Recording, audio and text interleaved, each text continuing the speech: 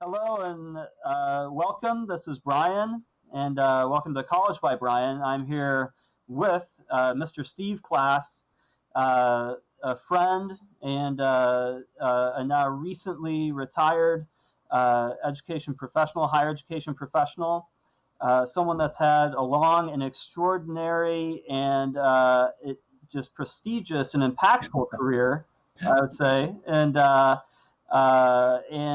one of the most impressive resumes, though I haven't personally seen your resume, Steve, but one of the most impressive resumes that you could come across. And it is an incredible delight to be joined by you, sir. So thank you for your willingness to do this.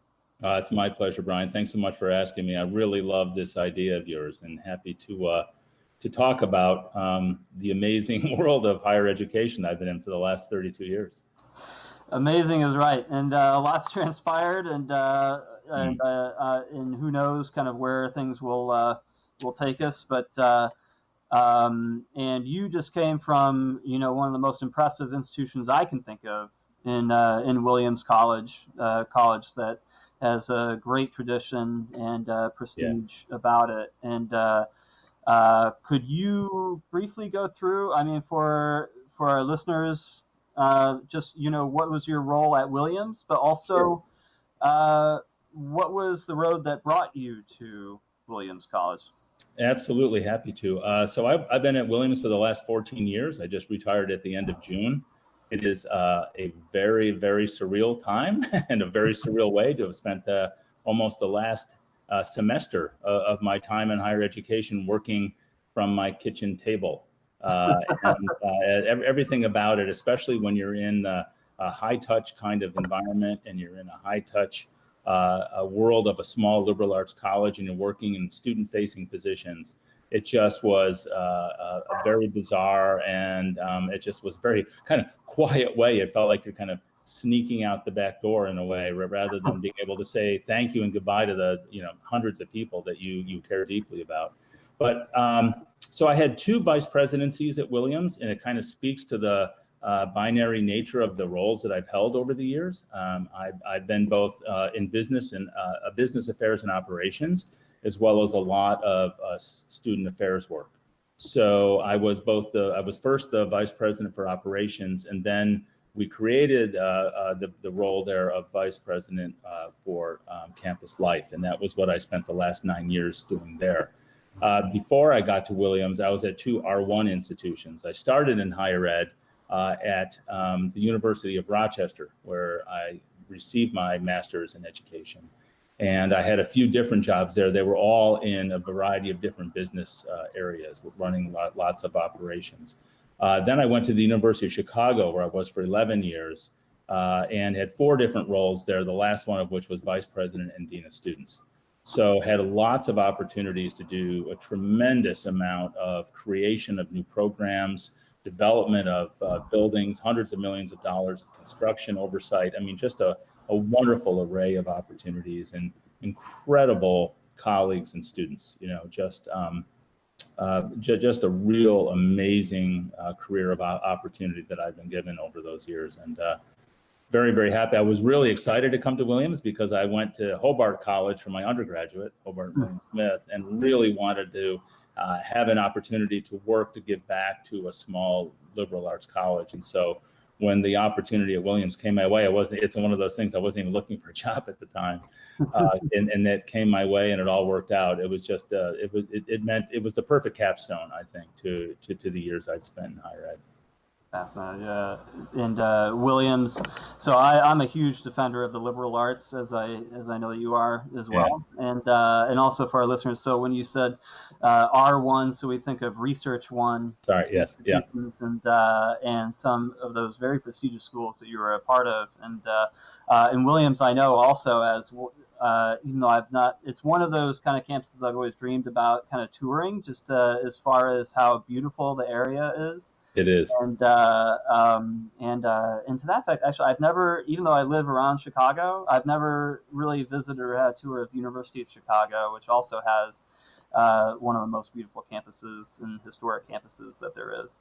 It really is. And I was I was on that cusp of when we went from the very traditional Indiana limestone architecture, Gothic architecture, to bringing in more contemporary buildings and stuff. So half the people liked it, half the people not so much.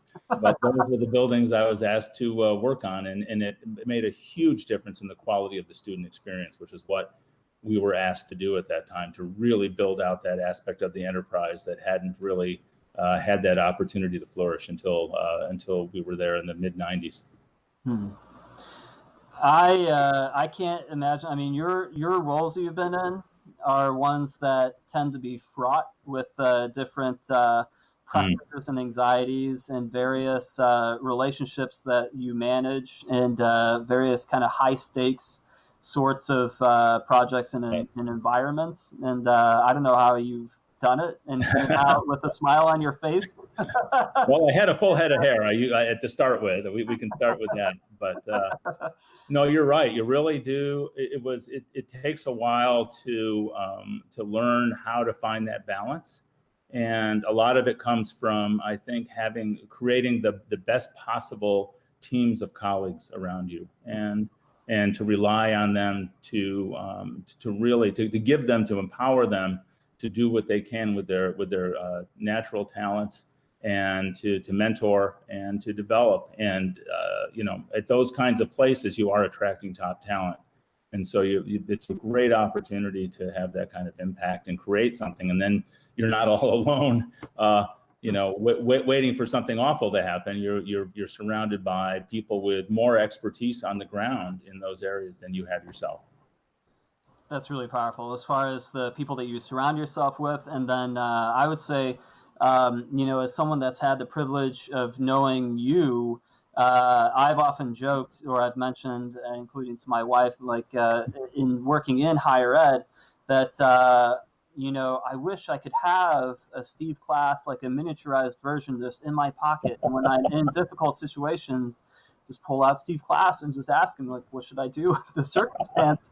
And but I was very privileged in that way, and not everyone has that. And I would encourage any listener that would be able to find their version of miniaturized Steve Klass to be able to have in their pockets, that is around and is able to provide such a wealth of wisdom in that regard. And well, you're very kind. What I did was I made myself a mentee to a lot of people who didn't realize that they were my mentor until, a few months had gone by and they realized how much I was relying on their wisdom and expertise to develop my own. And that, I think, is a real gift in higher education. There are a lot of people who not only are willing to do it, but also learn and thrive by doing it. So I've been on both sides of that, and it's a real wonderful aspect of this kind of work.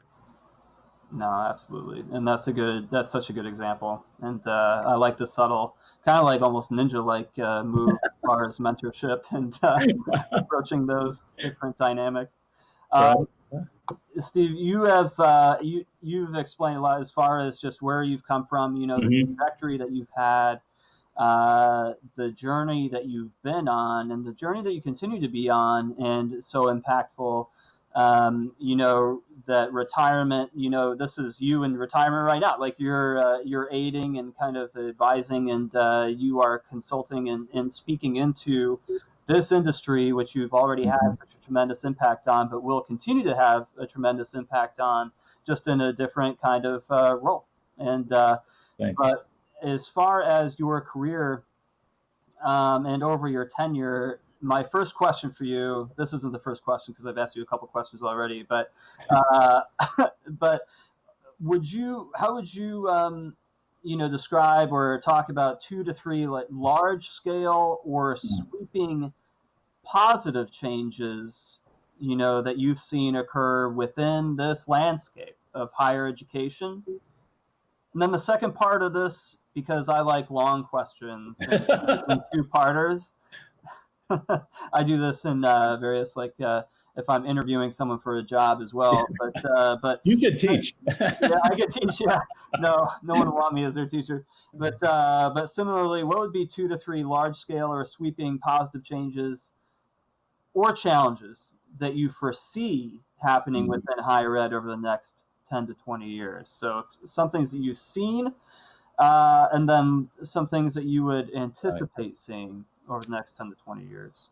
Yeah, that's great. And it's funny because as I was, as I'm thinking about the way you're asking it, so much of this is related as two sides of the same coin in a sense, right? I mean, in a sort of an opening statement, I guess, but, we all know that right now, higher education is being buffeted by some of the most dramatic headwinds I can certainly recall.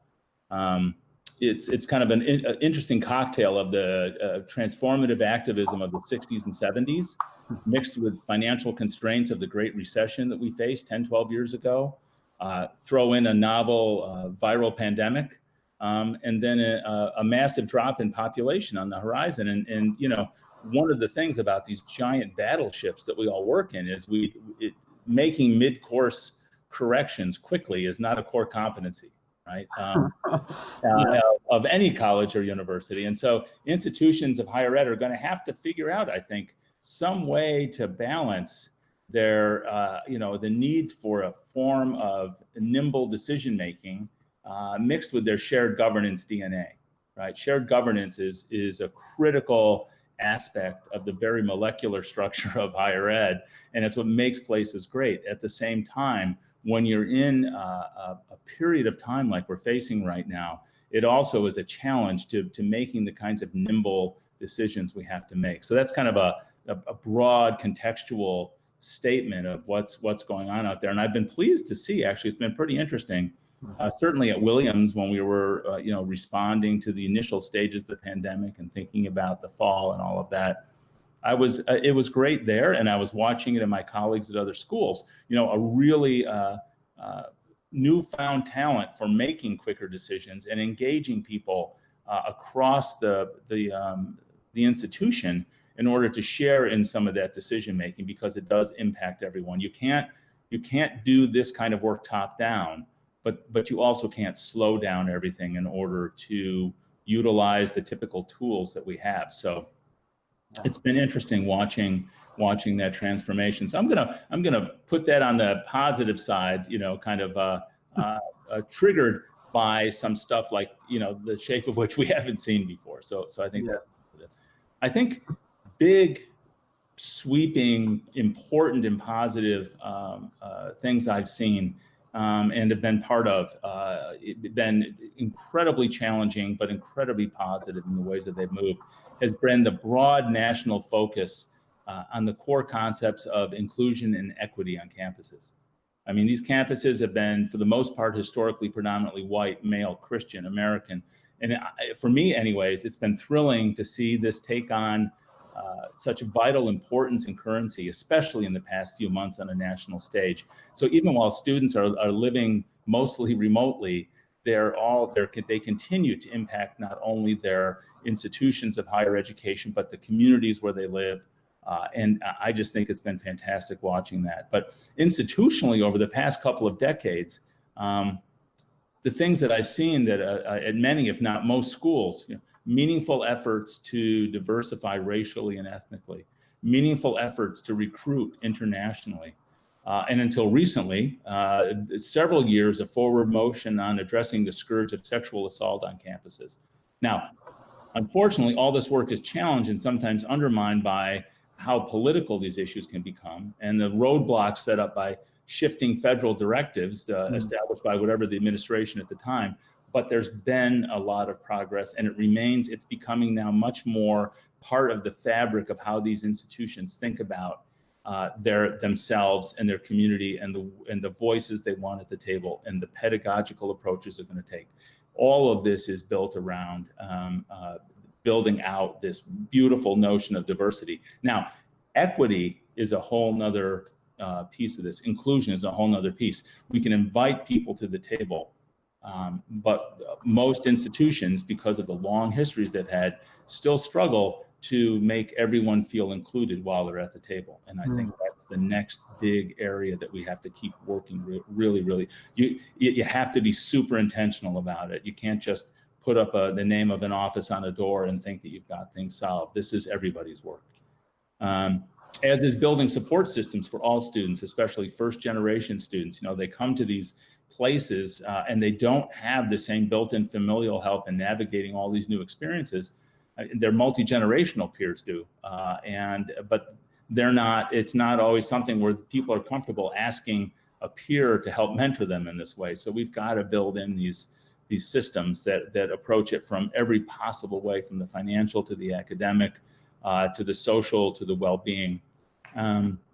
Schools are providing more financial aid, and I'm happy to see that a lot of it is being used beyond the merit aid that a lot of places use to attract students who are less needy but are more likely to persist through graduation, and they use that money for that instead of helping those who are truly needy. So it's wonderful to see a shift in some of the expenditures of those dollars as well. The interesting thing, of course, now the flip side of this is that this feels like, you know, massive momentous change to an institution, and it feels like, you know, glacial dripping to students who are on campus. Yeah. So, but you know, the basic math is 4 years is 20% of their lifespan, and it's only, you know, at the tiny percentage of the lifespan of a college or university that they measure in centuries. So you mix that mismatch with the Google search mentality. You know, it measures results in the fractions of seconds. It fuels a lot of activism, especially social justice activism. These are things that students don't understand why they don't already exist. They can go back and look at the archives and see that students have been talking about this to us for decades, and why hasn't it changed, right? And so they want results, and our institutions require process in order to get there. And inclusive processes take a lot more time and requires a lot of patience, neither of which are typical resources that one finds in the student body. But in any case, I think this activism is critical. It's led to important changes over the last decades, several decades, both internally and externally. It's changed institutions, but it's changed the country. And it's not going to let up anytime soon, which I think is great. It does lead to some of that 24/7 stress you mentioned earlier, but it also leads to something really important. And there's one interesting footnote about current activism. I think this is really interesting because, in my experience, anyways, this is totally different than previous eras of this kind of activism. There's a growing expectation on the part of some activists that schools should compensate them for their efforts. We're hearing a lot more of this. They say, look, this is work you should have done, you should be doing. We're doing your work. We're advancing specific causes, so we should get paid for that. I'm not seeing that's going to gain much traction, especially now during current financial and pandemic crises. But it's a really interesting mindset that I think just deserves some attention, because I think it's going to be built into some of the future activity around that. It's extremely interesting. I had not heard that before. That was really to hear that. Yeah, it's growing more on. We had it at Williams. I've seen it at larger both universities and colleges around the country now. And you know, an expectation that I'm doing a lot of work. It's causing me to leave my studies behind.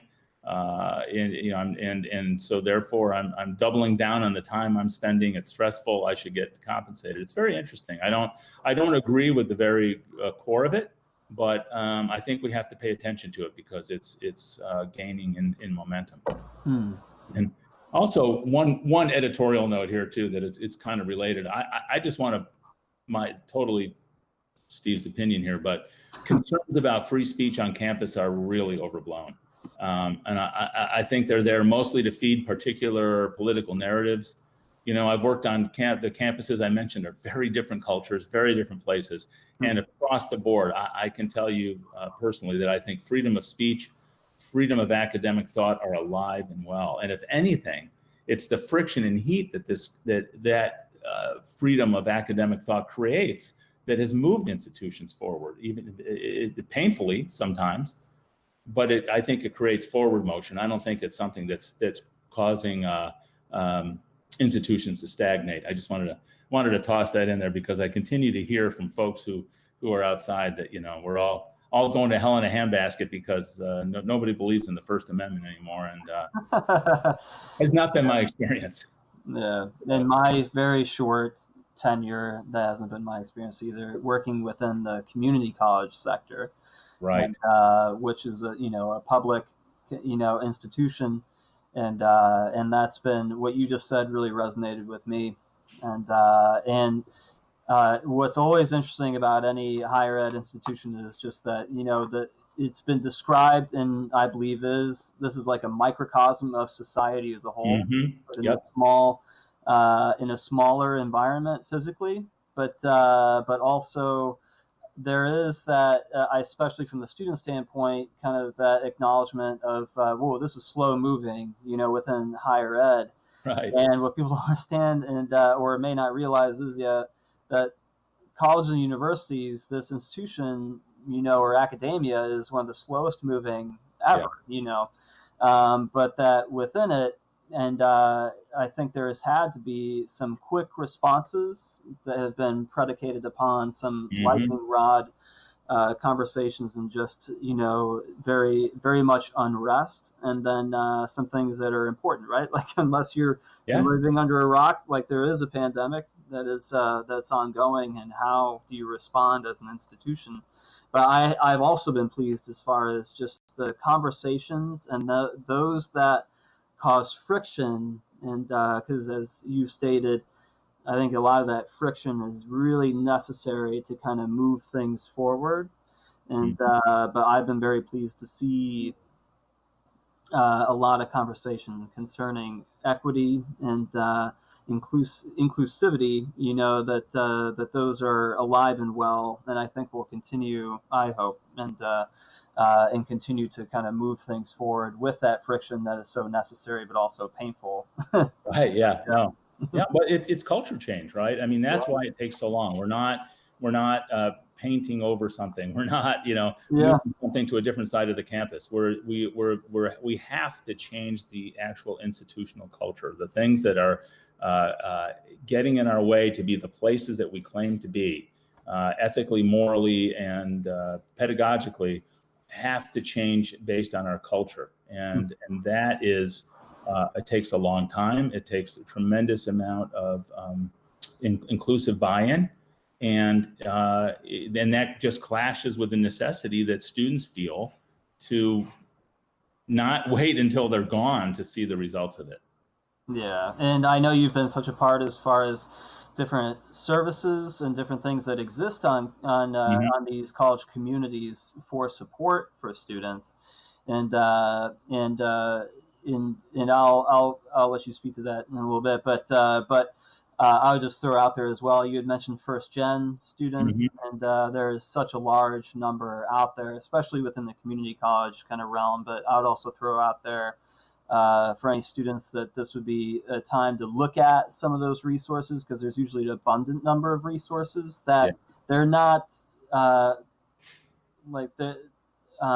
there's room for growth there too, but there are systems of support that colleges are actively involved in to make sure that are in place to aid those students, like a trio student support services that I would just throw out there for those first gen students. And there can be various other services akin to that, but that's one office I'd also throw out there. Just for thank you. That's great. So. Yeah, I certainly saw my colleagues at Williams, really creating an internal community of students who have that as their identity and support each other. And because, you can get caught in that catch-22 of these services are here for students who don't know how to use resources, but you have to know how to use the resources to get to them, right? Yeah. So identifying them, working directly with their families before they even get there, as first years, having a part of your orientation that adds other layers that are going to be specific to that cohort of students and speak to their backgrounds, et cetera, is critical to actually, even as you were just saying so well, you might have the services, you have to get them to them. And again, it's intentionality. I think we have a tendency to, in the old days anyways, to set a lot of stuff up and just passively wait for people to find you. Yeah. Put up a couple of flyers and stand by an open door with candy. It's not gonna, those days are long over with. There's a tremendous amount of outreach and social media savvy and an awful lot of other avenues that we have to leverage in order to get people engaged. Exactly. As far as services, and I know you have spoken at a national level, as far as for mental health specifically, and which is such crucial work within the landscape of higher education and across the country as well. My other question for you would be regarding that topic of student mental health. What does it mean for a college or university to embrace what would be described holistic care and diversity in therapeutic practices? And why is this important now in this day of age for students? Thanks. That's great questions. Just a few moving parts in all of that. It's very simple, right? Yeah, very simple. I'll just have another hour, right? So, currently, it's well documented, this particular age cohort is facing a mental health crisis. The country in general is, I think, in a number of different age ranges, but especially students in high school and of college age. We could go on forever about the reasons for that, but when they get to, there's two things that might happen. When they get to schools like Williams, they either come with a certain amount of personal experience already in talk therapy or other modalities, or what we have found, and this has been very different for us from what I've seen some of my peer institutions, is that they have students with more therapeutic clinical experience before they get there than we do. So we at Williams started working really, really hard to make access to mental health resources immediately upon getting there. And what we wanted to do, you used the word holistic, and that was so important because first of all, one of the things that most places have done, but I've seen it, I was very proud because students were so involved with this in the beginning. There was a lot of activism around this 7, 8, 9 years ago even, to reduce the stigma that's attached to mental health, finding help for mental health. And that stigma, it had a lot of cultural roots. And so there were many people from different backgrounds for whom it was even harder to ask for help. They couldn't tell their families about it. They couldn't tell their friends. They didn't know what to do with it. There's shame. There's all these things involved with it. And that obviously not only keeps you from getting the help you need, but it can exacerbate the situation you might find yourself in. So students helped right away by creating a number of different kinds of campus events and resources, et cetera. And then we started to respond by dramatically building out the programs and the offerings that we had and our staffing. And so, one of the ways that it's important to think about the kind of staffing resources you provide when it comes to talk therapy is, and there are multiple modalities of it. So when you talk about diversity, we also provide a diversity of clinical modalities as well. So that helps in both in terms of clinical approaches, but also in how we deliver that service. I'm going to talk about that in a second.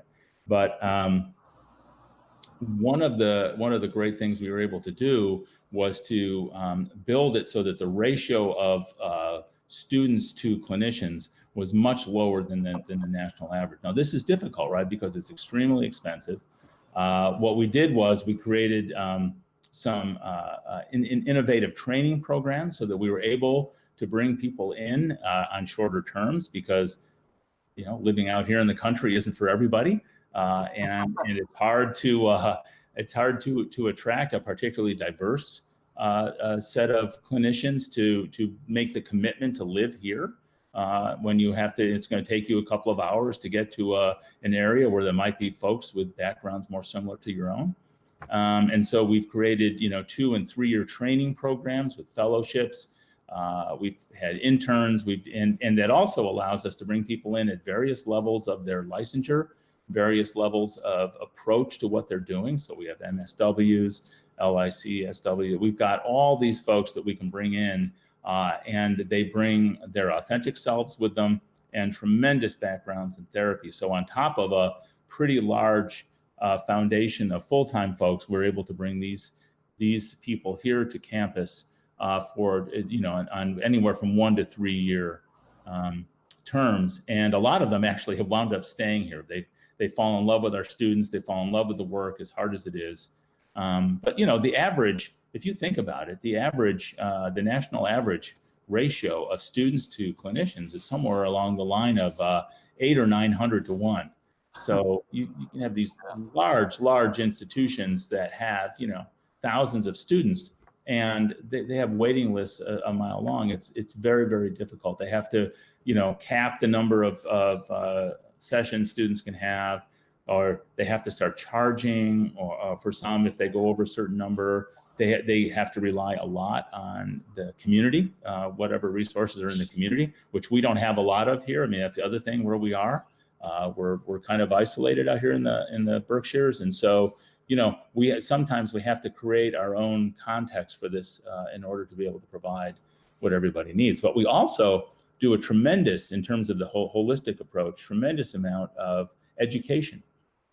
We offer a lot of different kinds of classes. We offer lots of online approaches. We do a lot of group work now. We've finally gotten students to break down the barrier and be comfortable doing group therapies. But you have to be, again, it's a very strategic approach. And we also protect the amount of time that our clinicians spend. That's something that's very important to us. So because they've got paperwork, they've got to do some of the teaching, and they also need time for self-care as well. So, limiting the number, the literature tells you that 25 hours a week is about max for folks. So that allows us to mix and match when we add all the different people we're able to bring in.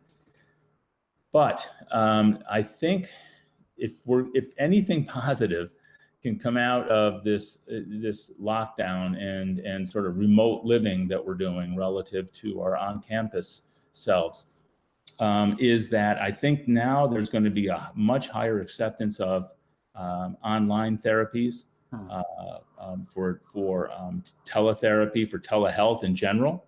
There's been just an explosion in resources in that way. I think a lot of creative and entrepreneurial approaches. You can do texting, asynchronous texting, regular video chats. As a matter of fact, I know that at Williams, when students come back in the fall, even, most, I think like over 1,600 out of the 2,100 students are coming back.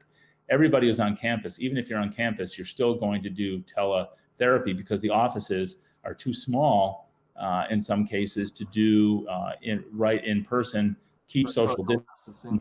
Yeah. And have time to clean the office in between. Imagine all the time you lose, right? Yeah. So I'm predicting, and I think this is a positive outcome of all we're doing right now, because community resources are overtaxed as well. So I think this robust transition or addition of telehealth to other modalities you're already using, I think it's going to be a really strong way to address many of the criteria I mentioned. And the other thing that's great about it is a much better opportunity to match the diversity of backgrounds that students are seeking. They want, somebody of a similar race, ethnicity, cultural background, all the different languages that students speak that they'd be more comfortable with. Because big international student body of students from 45 to 50 states typically at most schools, and just all the different places people can come from, and the reason that you want to match that up so that you can really hit the ground running with somebody that you feel comfortable with. All of those things are much easier to meet when you're using a nationally structured system than just the people you can bring to you. So you're basically bringing the world of a diverse set of therapies and a diverse set of therapists to your students versus having to bring everybody to where you are physically. So I think in that way, because I think we're not unusual. What I've seen is in terms of student demand is that students of color in particular are disproportionately seeking therapeutic help now. And of course, it's those, and they are often seeking a more diverse clinical experience than a lot of places can offer to everybody who wants it. And so it's exciting to see these opportunities to stretch beyond the on-campus talk therapy traditional way we've done things, which is still the gold standard, but to be able to add these other pieces to it. Look, not every student's gonna, even if we were all on campus and everything were back to where we were 2 years ago, not every student is comfortable walking into a building that people know what its purpose is. And their ability to be in their room, on their computer, on their phone texting, on their computer with a video chat like this can really open up opportunities for folks who might never have sought that help. A tremendous need right now, and that need based on the pandemic, think about it, the impact on family resources that wears on students, especially ones who are responsible for contributing to the family finances. The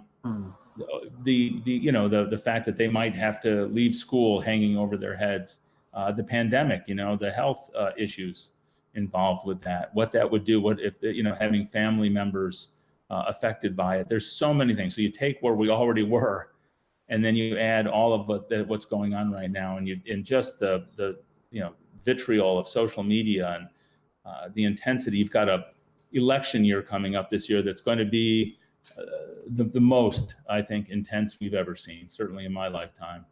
I just think that the whole country could use some form of real nice holistic mental well-being right now, and then you take these students and you move them away from their typical sources of comfort and well-being.